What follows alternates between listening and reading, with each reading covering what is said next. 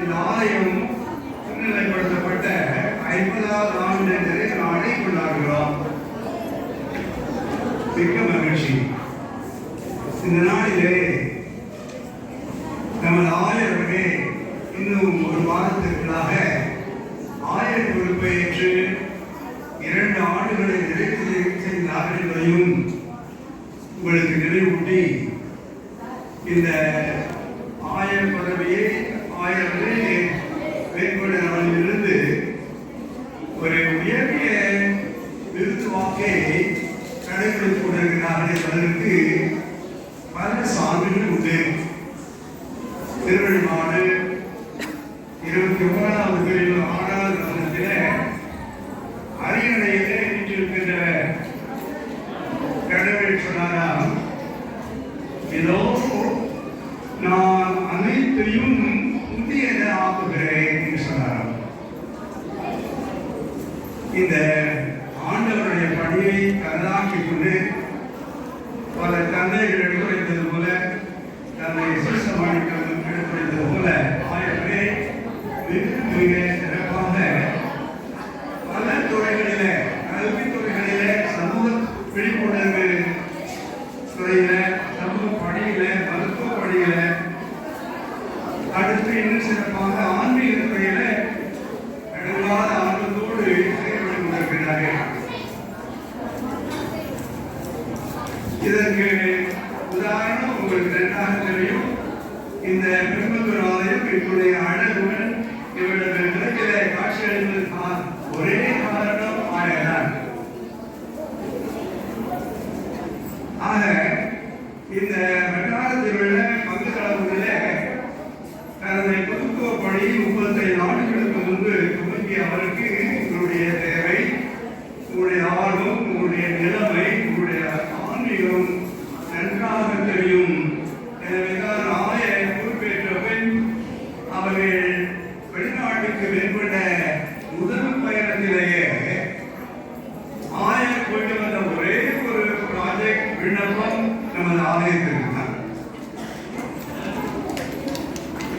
அடுத்து இந்த ஆலயம் என்ற எல்லாம் அர்ச்சிக்கப்படுவதற்காக அவர் மேற்கொண்ட பயணத்தை பற்றி ஒரு வார்த்தைகள். 2 நாட்களுக்கு முன்பு ஆயர் 28,000 கிலோமீட்டர் தூரத்தில் இருந்தார். கனடாவிலே ஒரு மூலை பகுதி வடபகுதியில் இருந்தார். நேற்று தினம் காலையில் தான் வந்து சென்னையில் இறங்கினார். நான் முழுக்க 3-4 இடங்களிலே முக்கியமான அலுவலர்கள் கூட்டங்கள், ஆலோசனை கூட்டங்கள் 2-4 மணி நேரம் கூட தூங்கவில்லை. நீங்க அமெரிக்காவிலிருந்து வந்தீர்கள் சொன்னால் 5-6 நாட்களுக்கு எழுந்திருக்கவே முடியாது. பல்வேறு அசதிகள் இருக்கும். இதையெல்லாம் பொருட்படுத்தாது இங்கே பின்முகத்தோடு அமைதியான குணத்தோடு இந்த ஆசிரியர்கள் இருக்கிறார் என்று சொன்னால், இந்த பெரும்புத்தூர் போன்ற பகுதிகள் எல்லாம் இறை அனுபவம் போக வேண்டும். ஒரு அரசனாலோ அல்லது ஆயனாலோ எல்லா நன்மைகளுக்கும் கொடுக்க ஏற்பாடு செய்ய முடியாது. ஆக கடவுளை அனைத்து ஆசிரியருக்கும் முரணியமாக இருக்கின்ற காலத்தினால ஆன்மீகத்தை முடிக்கிட வேண்டும், ஆலயங்களை புதுப்பித்து மக்களுடைய நலனை பேண வேண்டும் என்ற அழகான ஆர்வத்தோடு ஒவ்வொரு மாதமுமே மறை மாவட்டத்தில் கடந்த 2 ஆண்டுகளாக 2-3-4 இடங்களில் ஆலயங்கள் புதிதாக கட்டுவதும் அதை சரி செய்வதாக செய்கிறார் என்று சொன்னால்,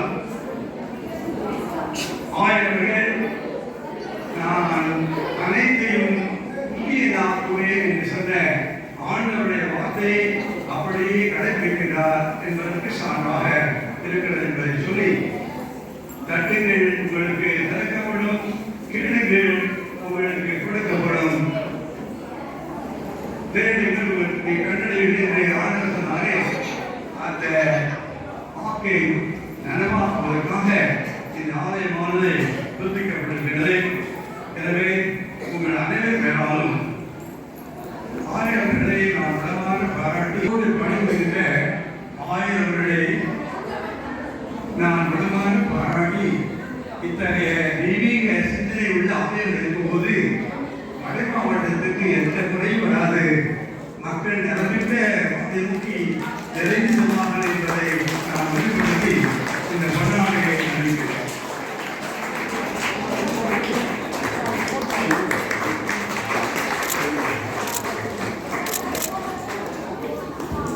ஆயர்களுக்கு பொன்னாடை அன்பைகளை கட்டுவதற்கு அதற்கு ஏதாவது உதவி செய்தால் அதுவே போதும், கவனப்படுத்த வேண்டாம் என்று திட்டவட்டமாக குழுக்களுக்கு மக்களுக்கு சொல்லியிருக்கிறார்கள்.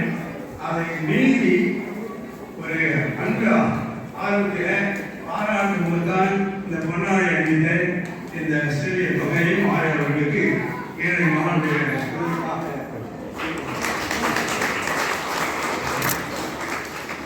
28,000 கிலோமீட்டர் தாண்டி அடுத்து ஒரு பயணம். இது ஒரு இதற்கிடையில நம்மை ஆசிரியர் அங்கே அவர்கள் காரில் போகலாம். ஆனால் அது பெரிய செலவு பாருங்க. அதனால எல்லாரும் போல ட்ரெயினில் தான் போகிறாங்க. சாயந்தரம் காலனா எப்பவும் போயிடலாம். ஆனால் ட்ரெயினில் போகும்போது டைமில் போகணும், ட்ரெயின் காத்திருக்காது. அதனாலே உங்களோடு நான் பல காலைகளை சொல்ல விரும்பும். நான் சொல்ல வந்த எல்லாம் தந்தை அந்தனி ஜோசப் வேகமாக ஆலயத்தின் அவசியத்தை பற்றி முக்கியத்துவத்தை பற்றி எடுத்துரைத்தாரே. அடுத்தபடியாக நான் வேண்டுவது ஆலயத்தை புதுப்பிக்க வேண்டிய அவசியம் உண்டு.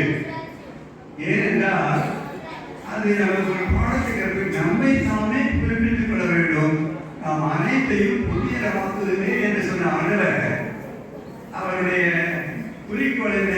உள்ளத்தை புதுப்பித்து அங்கே குடிகொண்டு நம்ம எல்லாம் இறைவனுடைய ஆலயமாக விரும்புகின்றார். இறைவனுடைய ஆலயமும் புனிதமானது.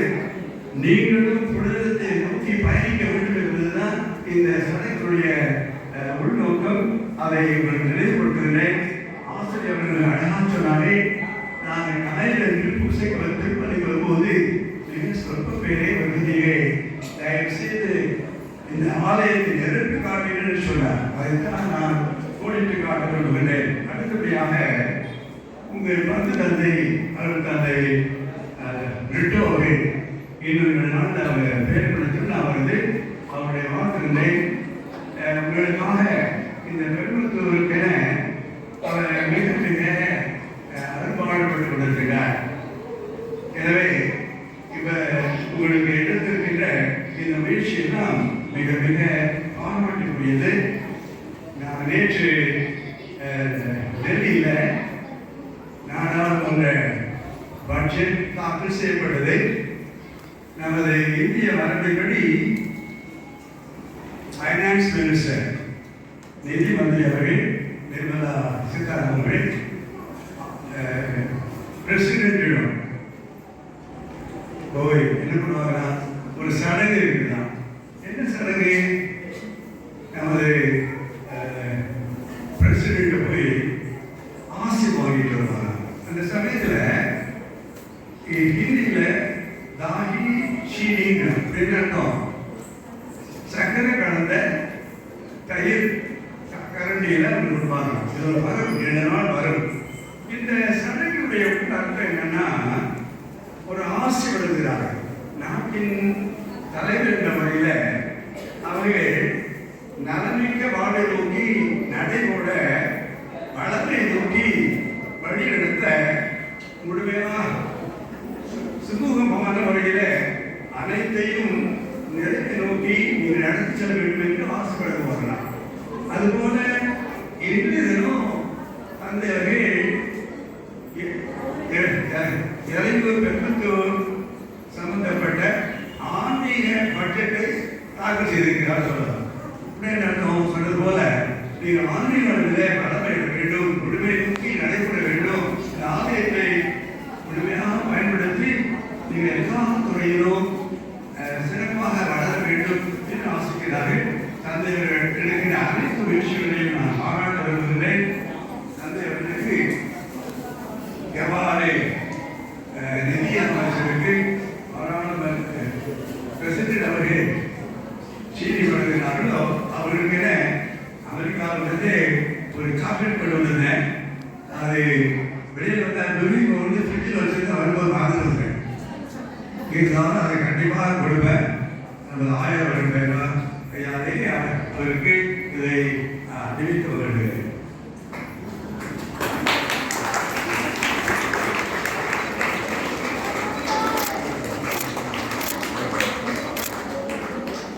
இந்த நிகழ்வை நான் பாராட்டி இந்த வட்டாரத்தில் பதவி தான் அதிகம், வசதி குறைவு. அப்பேற்பட்ட இடங்களிலே பணிபுரிவது கடினம். எனவே ஆணையர்களிடம் கருணை உள்ளத்தோடு இந்த பகுதியை எப்படியாவது முன்னேற்ற பாதை நோக்கி போய்விட வேண்டும் என்று யாராவது முயற்சி செய்தார்கள். அந்த முயற்சியெல்லாம் முன்னேற வேண்டும் என்று சொன்னால் உங்களுடைய ஒத்துழைப்பு தேவை.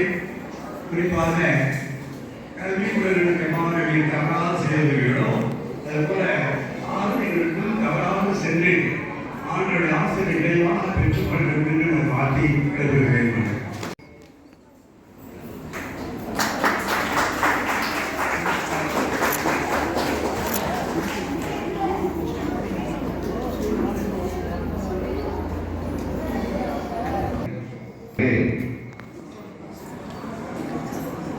ஆயர் அவர்கள் கொண்டாட நினைக்கிறார். 10வது மாணவர்கள் உள்ளே ஆகும். 10வது மாணவர்கள் எவ்வளோ லைனா வாசிக்கிறார். பாய்ஸ் அண்ட் கேர்ள்ஸ் டுவே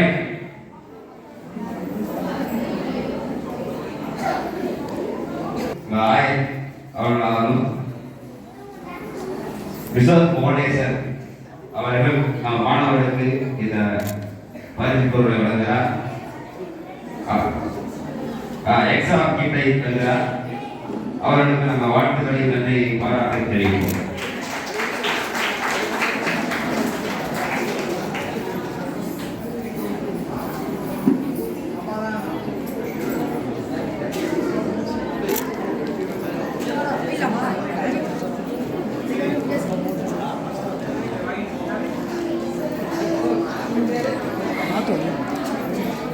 చంద్రన్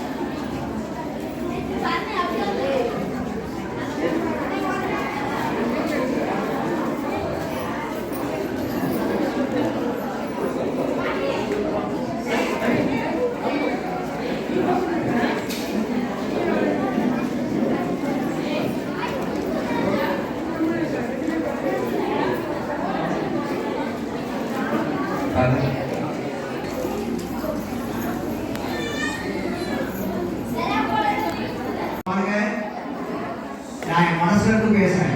நான் அறிவுபூர்வமாக பேச மாட்டேன். 22 ஆண்டுகள் இந்த பள்ளியில தலைமையாக சிறப்பாக பணியாற்றி இந்த வருஷம் ஓய்வெடுப்பாங்க. 2 மாசத்துல ஓய்வெடுப்பாங்க. இந்த இடத்துல வேற யாரும் பணியாற்ற முடியாது. அதுக்கு எடுத்துக்காட்டு நம்முடைய ஆசிரியர்கள் 9 மணிக்கு மேல 5 மணி வரை பச்சை கிழக்கு வைத்து போடுவது. எல்லாம் கவனித்து கொள்ளுங்கள். 5 மணிக்கு பிறகு டாய்லெட் கழுவுவது. என் கண்ணால் பார்த்திருக்கேன். இது போல ஆசிரியர்களை இந்த உலகத்தில் பார்க்கவே முடியாது. இப்பொழுது ஆயிரவர்கள் கண்ணாடி பொருத்தி நம்முடைய ஆசிரியர்களை கவனிப்பார்கள்.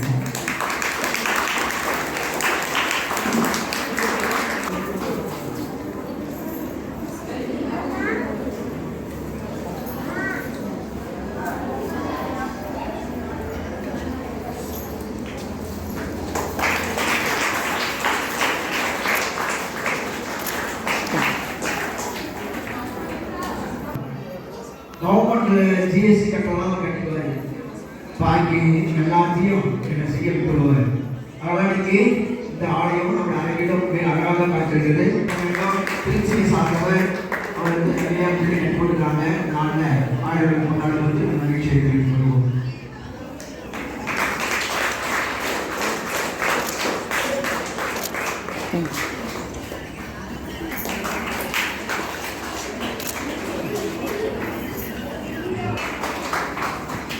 சென்னையை சார்ந்தவர்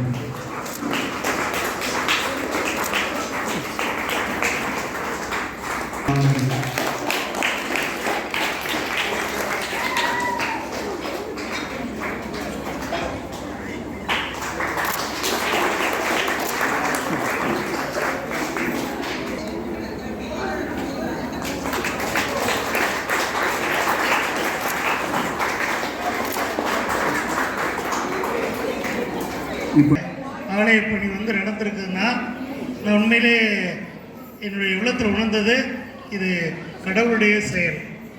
கடவுள் விரும்பி இருக்கிறார். ஏன்னா பல ஆண்டுகள் இந்த ஆலயம் அவ்வளவு பராமரிக்கப்படாமல் பழுதடைந்த நிலை இருந்தது இல்லையா? அதை செய்யணுமா செய்ய வேணாமா, அங்கே ஆலயம் இருக்குது, நிறைய பேர் வரமாட்டேங்கிறாங்க கோயிலுக்கு, இப்படிலாம் இருந்தாலும் இந்த காரியம் நடந்திருக்கிறது என்றால் அது கடவுளுடைய விருப்பமாக இருந்திருக்கிறது. ஆகவே கடவுள் உங்கள் மத்தியிலே இங்கே வாழ விரும்புகிறார். அதனுடைய அடையாளம்தான் இந்த ஆலயம். ஆகவே இந்த ஆலயத்தை நல்ல முறையில் பராமரிப்பதும் பயன்படுத்துவதும் உங்களுடைய பொறுப்பு. வீட்டில் அழகாக டிவி வாங்கி வச்சுருக்கிறீங்க, அதை என்ன பண்ணுறீங்க? பூசையாக போடுறீங்க, அதுக்கு மூடியாக வைக்கிறீங்க, தினைக்கும் பார்க்குறீங்க, பயன்படுத்துகிறீங்களா இல்லையா? எந்த ஒரு பொருள் வாங்கினாலும் வீட்டில் அதை பயன்படுத்தணும். பயன்படுத்தினா என்ன ஆகும்? அது வீணாக போகும் இல்லையா? அதே மாதிரி தான் ஆலயமும், கடவுளுடைய ஆலயம், வாடுகின்ற ஆலயம். இதை பயன்படுத்த வேண்டும். இதை பயன்படுத்தினா யாரை பயன்படுத்துகிறோம்? கடவுள் நம்முடைய வாழ்வில் பயன்படுத்துகிறோம். நினைக்கிறேன் கடவுளை எதுக்காக போய் நம்ம கும்பிட்றோம்? எதுக்காக கும்பிட்றோம்? ஒரு சில சமயத்தில் நம்ம எப்போ கஷ்டம் வருதோ அப்போ மட்டும் ஓடுவோம் கடவுள்கிட்ட. ஆனால் கடவுள் நம்மை எப்பொழுதும் கண்காணித்து கொண்டிருக்கிறார். 2 பையனுங்க நண்பர்கள் நடந்து போயிட்டு இருந்தாங்க, காட்டுப்பகுதி. திடீர்னு ஏதோ சத்தம் கேட்டுச்சு. பின்னாடி பார்த்தா ஒரு புலி வேகம் ஓடியாந்துக்கிட்டு இருக்கு. இவங்க பயந்துக்கிட்டு 2 பேரும் ஓட ஆரம்பிச்சிட்டாங்க, எப்படியாவது புலிகிட்டு தப்பிக்கணும்னு.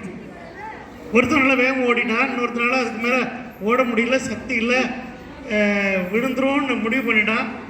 இங்கடா சாக போகிறோம், புலி நம்மளை தின்ற போகுது அப்புறம் நினச்சிக்கிட்டு உடனே ஒரு யோசனை வச்சு கடவுள் நினைப்போமேன்னு சொல்லிட்டு, கடவுளே என்னை காப்பாற்றுங்க, இந்த புலியை கிறிஸ்தவரை மாற்றிடுங்க, அமைதியானவரை மாற்றிடுங்க அப்படின்னு சொல்லி வேணுனான். அப்புறம் சத்தமெல்லாம் நின்று போச்சு. ஏன்னா நைஸாக திரும்பி பார்த்தா புலி என்ன பண்ணுது? கீழே படுத்துக்கிட்டு அமைதியாக இருக்குது.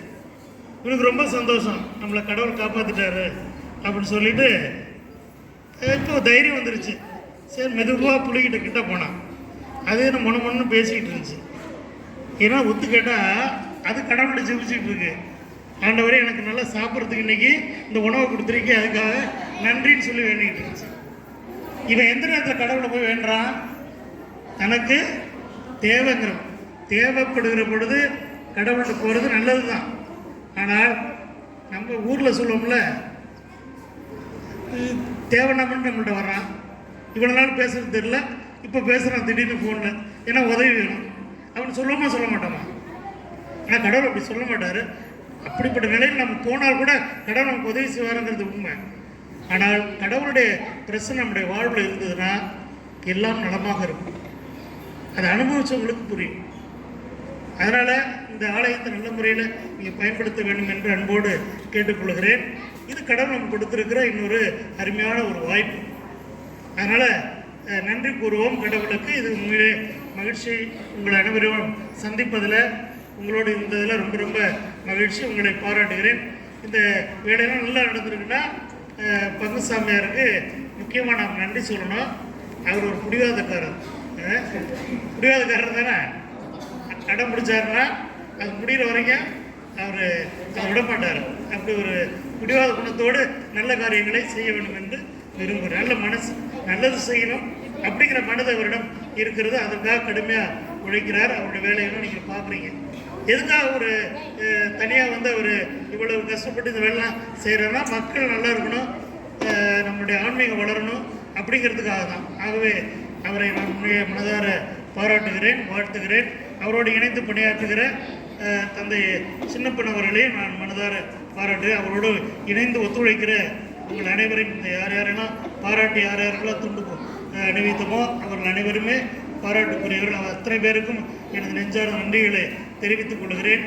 பங்கு தந்தையரோடு இன்னும் இணைந்து ஒத்துழைத்து இது இறைவன் கொடுத்திருக்க இந்த வாய்ப்பை பயன்படுத்தி இந்த ஊரிலே மாற்றம் வர வேண்டும், மறுமலர்ச்சி ஏற்பட வேண்டும், மக்கள் சுகமாக இறைவனுடைய ஆசீர்வாதத்தால் எல்லா நலமும் வளம் பெற்று வாழ வேண்டும் என்று உங்களை வாழ்த்துகின்றேன். இந்த நேரத்தில் இந்த விழாவில் கலந்து கொண்ட எங்களது வாசான் கூட சொல்லலாம், தந்தை சுசுமாணிக்கம் அவர்கள்.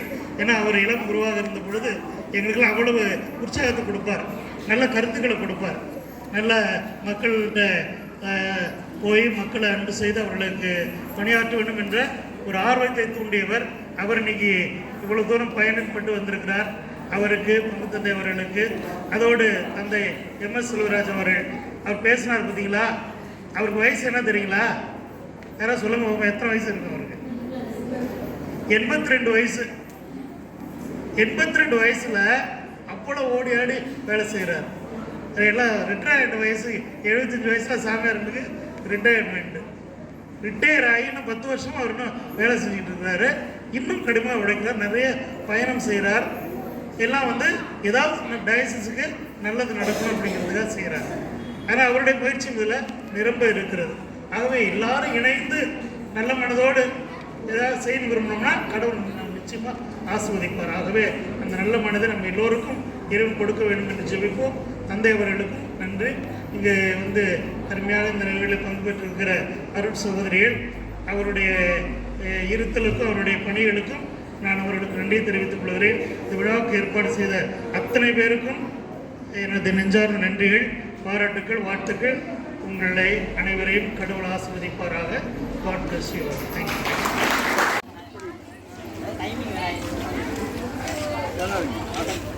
you.